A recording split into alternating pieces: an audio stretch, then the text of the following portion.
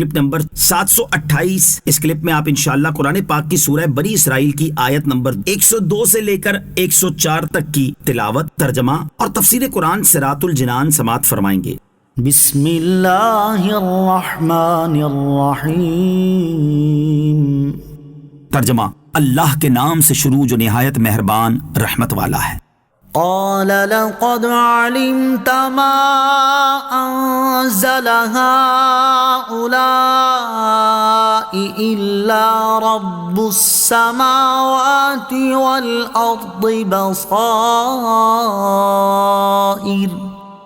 व इन्नी लअज़ुन्नुका या फ़िरऔन मथबूरा फ़अराद अन यस्तफ़िज़्ज़हुम मिनल अर्दि फ़अग़रक़नाहु व मन मअहु जमीआ वक़ुल्ना मिन बअदिही लिबनी इस्राईल अस्कुनुल अर्द फ़इज़ा जाअ वअदुल आख़िरति जिअना बिकुम लफ़ीफ़ा।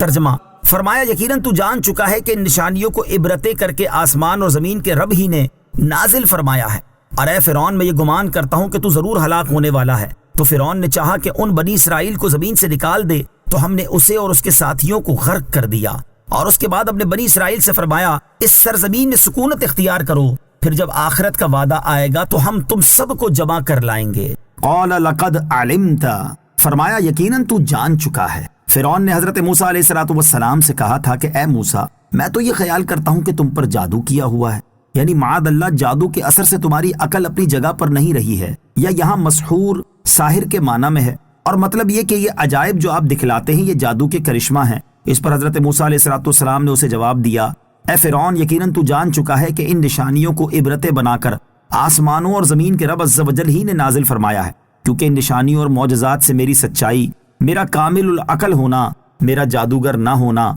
और इन निशानियों का खुदा अज़्ज़ व जल की तरफ से होना जाहिर है।